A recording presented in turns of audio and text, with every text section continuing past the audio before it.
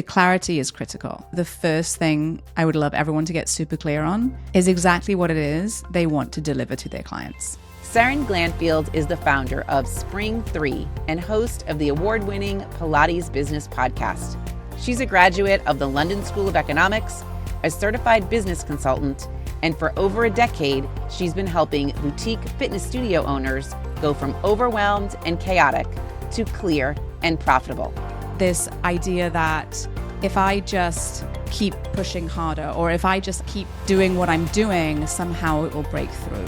But that is not what will make you successful. We're not diving into a 47-step framework.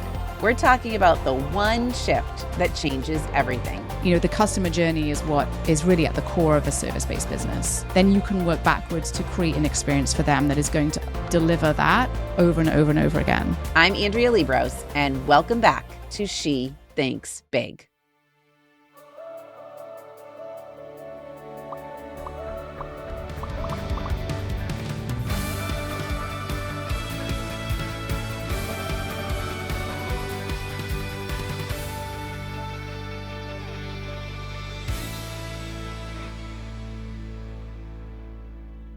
All right, so let's start. All right, Seran, tell us the story. Tell us what you do, why you do it. I know, but my listeners don't know. So why don't you share? So let's start there. Sure. So I'm Seran Glanfield, and I'm the founder of Spring 3 Studio Business Consulting. So I work exclusively with female founders of Pilates, bar, yoga, spin, dance, cardio studios all around the world, helping them to build robust, profitable, sustainable businesses. And I came into this, oh my God, I'm going to go back way back. But my career started out on Wall Street. I was in finance and marketing, working really long hours. You know, long story short, I burnt myself out and needed a change. And I found myself in a Pilates studio in New York City, which was a long time ago, before Pilates is what Pilates is today in the world. Although I'd always been super athletic, I did a bunch of triathlons, half Ironmans and things like that. I found it so incredibly challenging. I actually couldn't believe it, you know? So I was in this, I'll never forget, I was in this lesson, in a small group lesson in New York City, in the Equinox in New York City. And I was like, why can't I do this? I need to figure this out. This is something. And so I was drawn to it because I found it challenging. And kind of lent way into that world and decided that I needed to leave my corporate role and to do something that was just going to get me back to ground level. And as I sort of figured out where my next career path took me, and as I started spending more time, you know, taking sessions, I discovered that you could learn how to teach it. And that was kind of a big deal because those teacher training programs were, you know, 6 to 12 months long, thousands of hours of training and apprentices. And so I was like, okay, this is where I need to spend some time. I'm just drawn to this. So I got into the Pilates world. I got certified. I got to teach alongside some of the biggest names in Pilates. You know, I was a third generation teacher. I worked with second generation teachers. And it was such a privilege and such an incredible time. And at that time, boutique fitness was beginning to really start to take off. So it was in New York City or circa like 2009, 2010. This is when SoulCycle was coming and like everyone was talking about it. And a lot of bar studios were big. And so I was excited to be in this industry. There was a lot of momentum. And I was having lots of conversations with other teachers who had so much talent, who'd been teaching for years and years and years. And they were talking about things that I kind of was surprised to hear them question or ask. And so questions about pricing, marketing, how to get clients. Where should I be marketing? Should I put a sign up? Should I not put a sign up? Is it word of mouth? Is word of mouth, you know, is the best thing, right? And so I was like having these conversations, and essentially over time, these conversations became more formal. My friends came to me and said, listen, I can't just keep asking you these questions. Can we set up something more formal than that, in terms of just, why don't you come? People were asking me to be their partners in their business. So I was sort of at this point where I was like, okay, how do I want to I believe fully in the power of movement to, from a physical and mental health perspective. I think that everyone should have a movement practice in their life of some sort that makes them feel really good and empowers them. And so when I think about how do I do that, do I keep teaching, or can I help these amazing teachers who have far more talent and expertise than I do and help them to teach more people and to get out there into the world? And so I decided to shift my focus a little bit and to work with them, alongside them, in doing what I just came more naturally to me and that I kind of was pulled into and enjoyed talking about, business and marketing and all of that. Yeah. And so I started to work with them in a more formal capacity, and then kind of grew from there very quickly. People recommended me to other people. And so that was back in 2012, 2013. So I've been coaching and consulting studio owners since then. Now I have programs that I work with my studio owners on. And I feel so fortunate because when I look back at that time and tell this story, there are people who I still work with today that I worked with back then. And it's been such a blessing and a privilege to get to be on that whole journey with them, from when they founded their business to seeing their businesses evolve and grow and then adapt through, moves and having families and growing their teams and then adding locations. And so it's, business is never, there's never a dull moment, right? There's always something going on. There's always something else.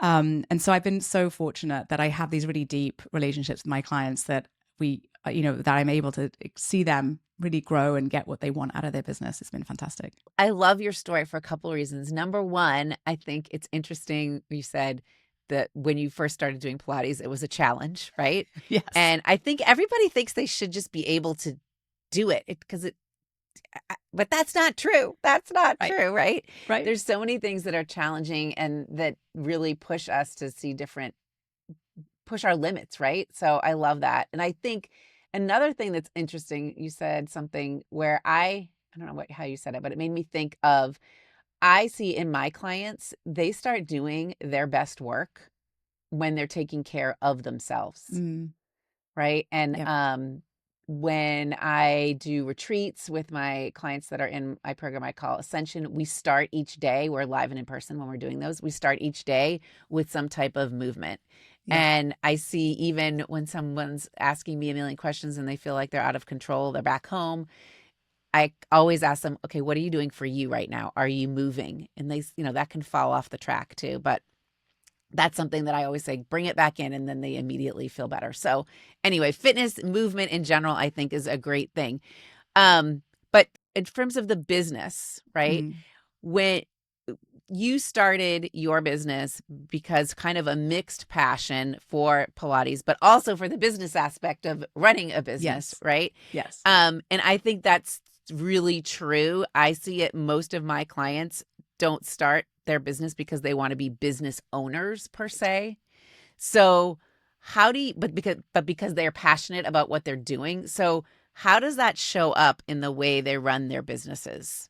They're doing it because of a passion, not because they want to run a business. How do you see that show up for studio owners? Yeah, I think that it comes with a lot. And there's underneath all of it is a passion for what they do, but also a passion for wanting to share it with others. Mm-hmm. And I think that there is a lot of people who are passionate about Pilates. I think that the folks who are also passionate about sharing it with others can make it a business. And I do get both. They just want to do Pilates and then they have a business to sort of sustain their hobby. And that's a little different to saying, no, this is important for people to do. I think this is the best way for people to move their bodies. I love this. I've seen the impact of it and I want other people to have that as well. And that's when I think there's sort of a bit of tiny distinction there that there is. That's a great distinction. Yeah. Right. Yeah. And so then it's about, okay, so then people usually get to find me when they have sort of hit their ceiling of what they can figure out how to do on their own. Mm-hmm. And at that point, usually what has happened is that they have got a handful of clients, enough clients to sustain a business and to call it a business and to get all of the business stuff set up, right? Yep. To have the business bank account and to have the website, and they have enough clients. But they aren't sure where to go next, and they don't really know what's missing and where the gaps are, but they know they need to probably evolve what they're doing right now, either into because it's holding them back in some way, or because it's not something they want, a way they want to be for a long time. So maybe they're teaching a lot of hours, or maybe they're doing a lot of different roles in their business, and maybe that's not how they want it to be, but they don't know how to make that change. And that's usually when people find me. And I think that one of the difference between people who find me when they hit that point and find me and look for me or find me quickly, and the people that sort of stay stuck for a long time, is this idea that if I just keep pushing harder, or if I just am a better teacher, or if I just keep doing what I'm doing, somehow it will break through. And I'll like reach the, I'll one day wake up and not have to work and teach 25 hours a week, plus do 20 hours a week of admin, plus figure out how to train my team, plus figure out how to make sure that my payments are getting processed in the right way, and plus set up my systems and automations. And so it depends on how aware folks are for where they're at and where they want to get to. But I think that initially there's this sort of myth when you go into teaching that the success in business comes down to how good you are as a teacher. And I think that, yes, you have to be good as a teacher. But that is not what will make you successful. That is a given as the baseline for what will then propel you into a successful career in business. So, okay. So when you work with business owners who might look successful on paper, or to the the world, right? But they feel maxed out behind the scenes, I would say. What patterns do you see over and over again? Let's kind of name some of these patterns. What do you see? What are maybe 3 typical patterns of this sort of successful on paper but maxed out behind the scenes? I have a couple, but I'm curious what you think. Yeah. So usually it looks like just less excitement about their business, ultimately. Okay. They're like, they've put the worst case scenario, and I've had people come to me at this point where they're like, I think I'm just going to close, and they've got a great business. They serve a lot of people. They're well known in the community. They've often been in business for a long time. And so, but they're like, I just am at the point of closing. I also have people who they are compelled to make a big change. So they want to rebrand quickly, or they want to get rid of a whole bunch of stuff that's doing really well. And instead of just trying to refine it or adapt it, they just want to bring in something altogether completely new. So they want to switch out all of their class formats, or they want to, they want to rebrand. They want to change their logo, change their name, because they just want it to be different. And they're sort of, I think, they need a new website immediately. Yeah. Yes. And that's the problem. That's all. And then it will solve all the problems. Right? Exactly. Okay. Yep. And so I see a lot of different ways it shows up. And, I get people who are just question. I mean, actually, the one that I think is sort of the primary one that most people will say to me is, I think that I'm priced too expensively. I think it's a pricing problem. Yeah, that's why I'm not growing. Yes. Right. Yes. And I'm too expensive, and people can't afford it anymore.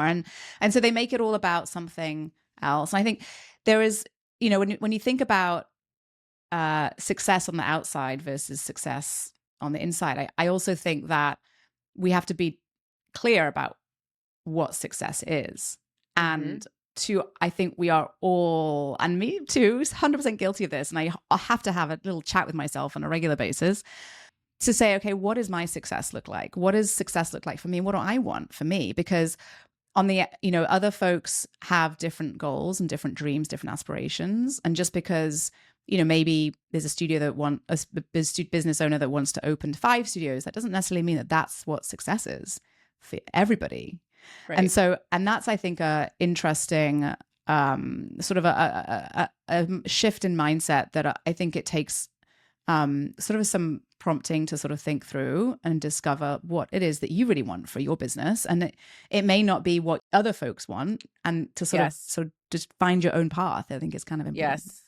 I think that is important. So interesting. I sometimes, in my clients, I'll see, okay, success on the outside, but chaos on the inside, or they don't feel successful. Let's put it that way. They don't feel successful. Well, everyone says they're successful. They're trying to change these external things, kind of like what you were describing. So I always say you're trying to change these external things, like the website and the pricing and whatever, right?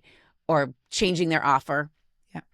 But really what needs to change are some of these internal things. And because usually it feels like they're maxed out because they're being overly, I call it like over responsibility. Like they're taking care of too many things. Yep.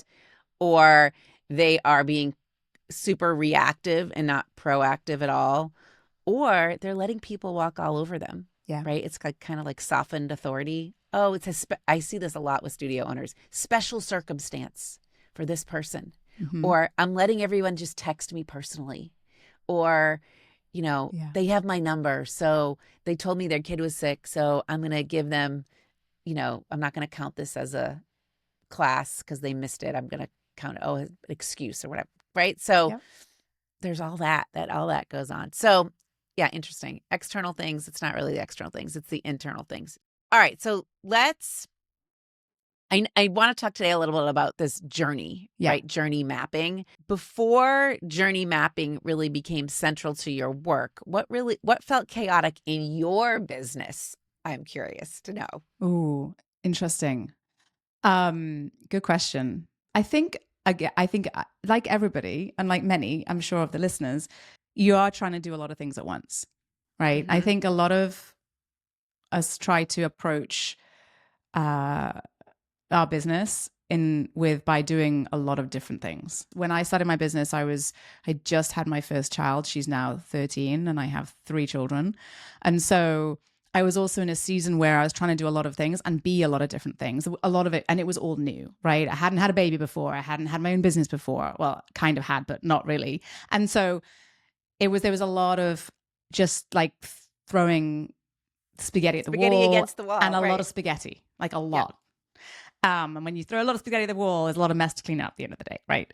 So I think that in the beginning, I definitely had I was trying to do a lot of different things and be a lot of different things to different people. And I think you do that often in early days because you're trying to still figure it all out and get feedback, mm-hmm. right? Mm-hmm. But one of the reasons where I focus a lot on the customer journey and on the client mapping is because I think clarity is critical. And often when you're trying to do so many things, it gets complicated, and complicated is stressful and heavy for me. And so in trying to sort of keep things keep things simple from a clarity perspective, right?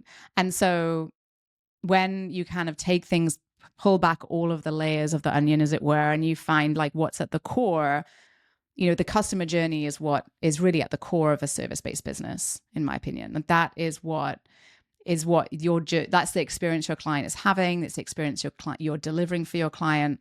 And I think that sometimes we just sort of step over that and think, okay, it's a buying or not a buying situation, or it's a showing up or not showing up situation, or we tend to make it like way more complicated than it needs to be by trying to do so many different things. But ultimately, if you're super passionate about what you do and you're clear on what the outcomes are that you want for your clients to have, then you can work backwards to create an experience for them that is going to deliver that over and over and over again.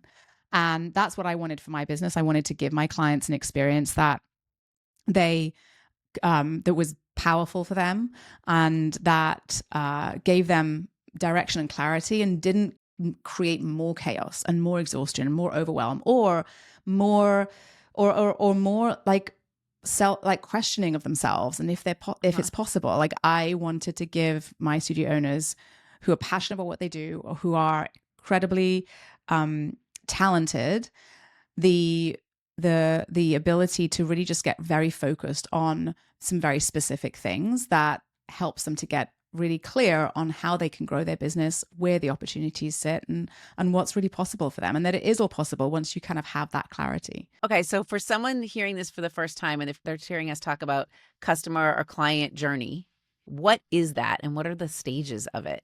Yeah, so the client journey is the roadmap that someone follows, right? The map, the path, the route that someone follows from the point where they first hear about you or first find you, right?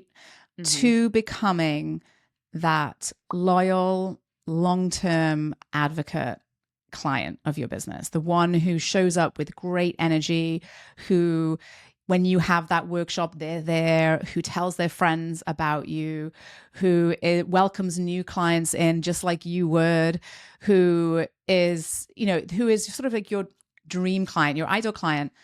And they are coming as regularly and as consistently as you want them to come into your business, right? So if you are a Pilates teacher and you're teaching private sessions, maybe that's twice a week, maybe that's once a week, maybe that's 3 times a week, or, whatever it looks like, you're clear on what that is. It's sort of the stages that they have to go through to get to that point. And it's the stages that they have to go to alongside the touch points and the impact and the influence that you can have as a business owner along every stage, on every sort of stepping stone or milestone that they reach.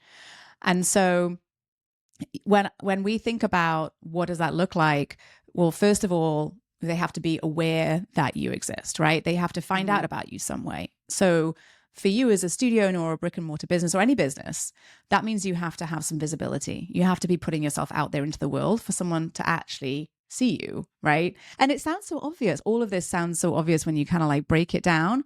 Of course, I have to put a sign up. Of course, I have to do some marketing for people to know. But how often we overlook that to focus on some other things, because that's often the part I will say most people find the most uncomfortable. Many people find the most uncomfortable is that visibility I don't love part. people will say, I don't love social media. I'm not good at that.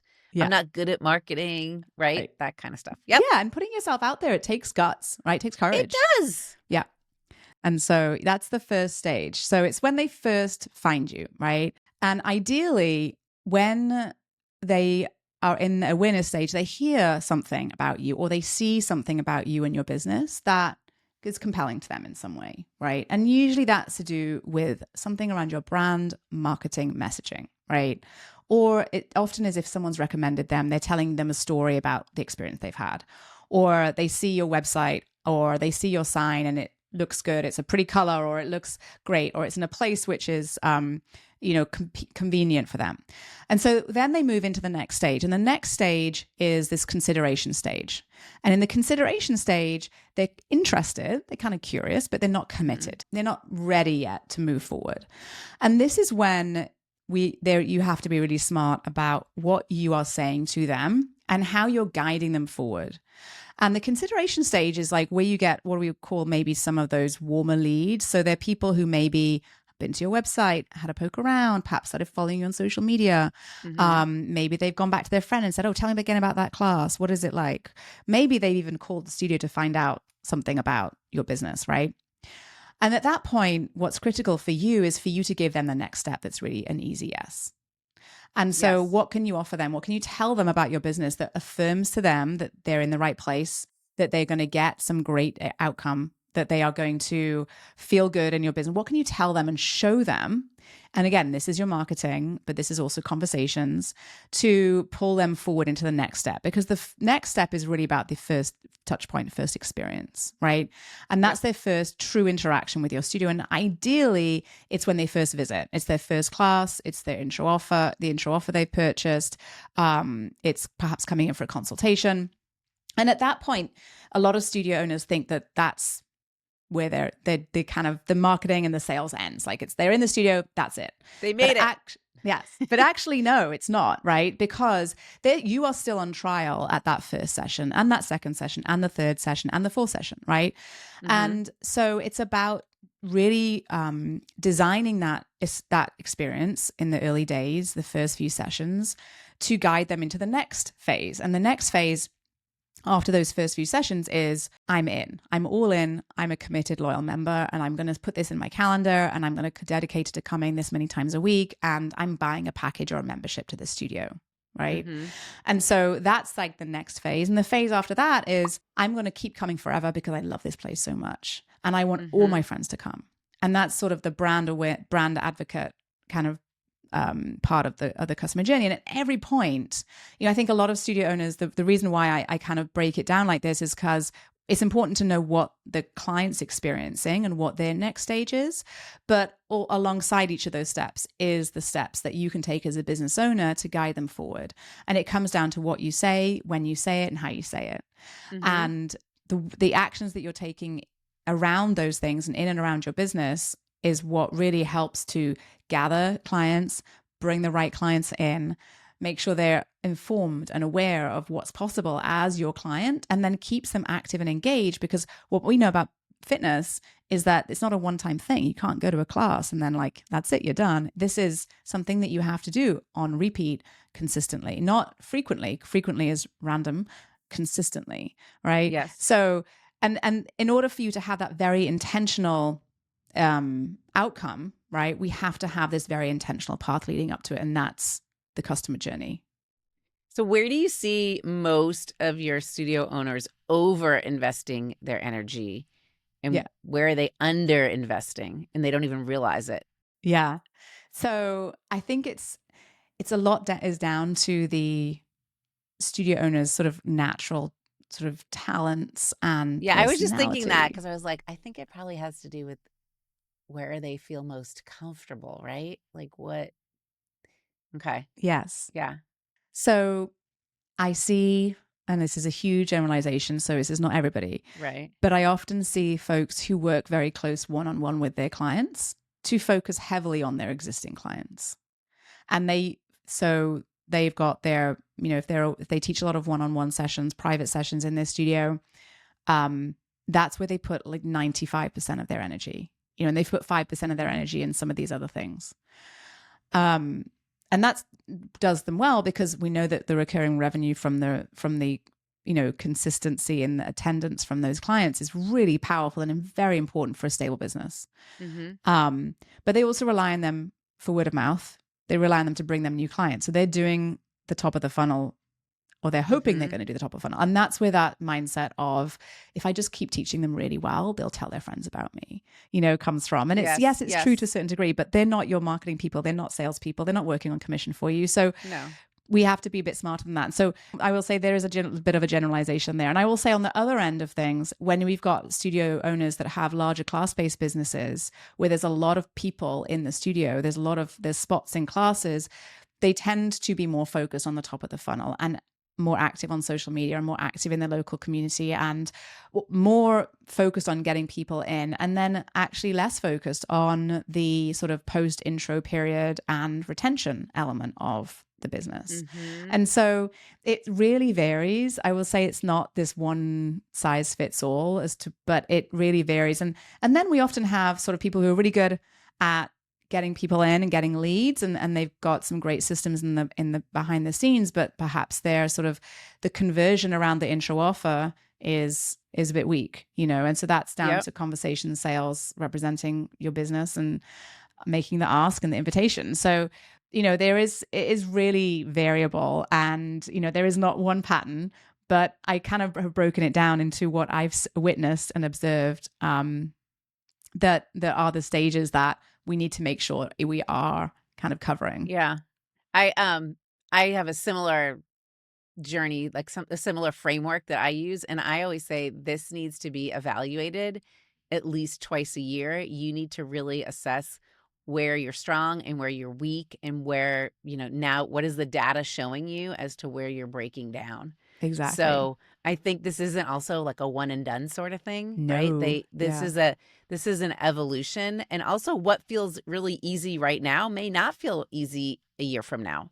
Yeah. Just because of whatever's changed in the marketplace or in how you're doing things, who the people are that you currently are working with. So I think this is something that's worth re-examining over and over again. Yeah, for sure. There is we have a CEO checklist that we use throughout the year in my program, and it is an important part to review. And I think you always, we never are setting and forgetting anything. It's always about refining what we're doing, because the business is evolving, the market's evolving, and even often, our goals and what we want to deliver and our experience that we want to share with clients is also evolving as well, right? We don't stop. Yeah. We always learn, like as teachers of Pilates, you're learning new things, new ways to say things, new sequences, new kind of, you probably are evolving and learning more about the body and the way it moves and biomechanics. And so you want to integrate that into your teaching. So there's always things to to adjust and refine for sure. Yeah. But I would say, tell me if you disagree or agree. I would say if you do look at this journey on a regular basis, consistently, not frequently, but consistently, it is going to lead to more predictable revenue. Yes. I mean, right? I mean, that's kind of the thing. All right. But this then brings me to the age-old quip that I just don't have. This sounds all just great, but I just don't have the capacity to do this. I mean, I'm so busy just teaching. Yeah. Right? Yeah. Yeah. Yeah. So I guess what's one tiny shift that you see people make that really creates immediate relief or gives them the biggest bang for their buck? Do you have any thoughts on that one? Yeah, I do. I think that like I said earlier, the clarity is critical. Yeah. And I think you have to start with the end in mind. And so the first thing I would love everyone to get super clear on is exactly what it is they want to deliver to their clients. And it might sound like an easy question, but if you start to think about it, write it down, just take 10 minutes, just brain dump whatever comes to mind and really get clear on what it is that you want to give to your clients. And it probably is not just a yoga class. No, probably more than that. There is more to it than that. There's more to what you give your clients. There's more to the experience. There's more to how you want them to feel. And I think the clearer that you can get on that, the easier it is then to even you'll find that without even doing anything specifically different, knowing that will shift conversations you're having with your clients, potentially shift the way that you're messaging around your business, thinking about how you want to have conversations with clients in their first session or the second session. And if without that clarity, you do tend to sort of spin a little bit. And it can often feel even just that. I've observed in my program, we have exercises that I take them through to help get to that point of knowing exactly what it is they want to deliver in every sort of shape. And there's like an aha moment.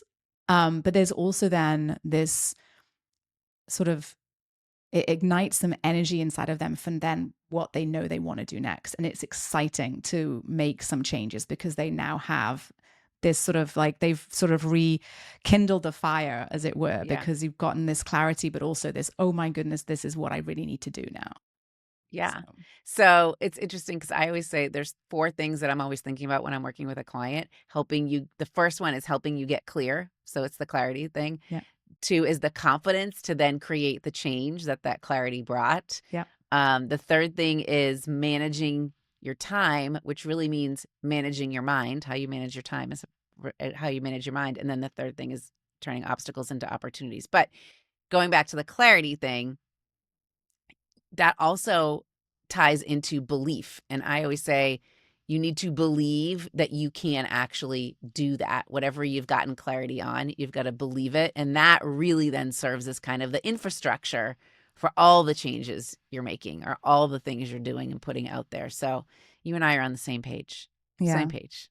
Love it. It can take, it takes a bit of courage to believe in yourself, though. It does take a little bit of courage. Yeah. It does. It does. But I think that's a muscle that like you can strengthen. Agreed. Yes. Yes, absolutely. Yeah. Sometimes I say you have to strengthen the confidence muscle or the courage muscle or the brave muscle or whatever, just like you're working on all the other muscles. That's right. That's right. This has been super valuable. Thank you for breaking this all down and making it feel so doable. And as we wrap up, I am curious, what is one thing that you are looking forward to in 2026? Oh, lots and lots of connecting in real life with studio owners and members. So lots of events and retreats and so on. And and so there's a lot happening with that because, you know, when you bring great people together, you know, you want to be around great people and you bring great people together and really good things happen and people inspire each other so much. So they do. They do. All right. So before we go, how can people find out about all those things and connect with you? Sure. You can go to my website. It's spring3.com. So that's SPRINGTHREE. Or you can find me on Instagram. I'm always there chatting away at Seran_spring_3. And reach out if you've got questions, curious about it. And I also have my podcast is the Pilates Business Podcast, and you can find me wherever you listen to podcasts. Love it. And we'll have all those links in the show notes. Fantastic. Thanks so much for being here. Thank you for having me. It's been so fun. All right, here's what I want you to take away from this conversation with Seran. Creating space is about getting clear on what's worth your time. If you're drowning right now, if you're losing that excitement for your passion, for your business, you need to be working smarter, not harder. I know that's cliche, but it's true. And you can start doing that right now. Take a moment and get clear on what experience you're delivering for your clients. And then ask yourself this: what's the one area in the client journey I can refine today? No big overhauls. Pick something small and simple that you can start today and consistently build on. Now that's how you create space. One small, intentional step at a time, and the courage to keep showing up. Thanks for tuning in to today's episode of She Thinks Big. I'm your host, Andrea Libros. You can follow me on Instagram at andrea.libros.coaching. And if you're ready to stop spinning and start leading with clarity, I'd love to work with you. Head over to andrealibros.com to book a call with me.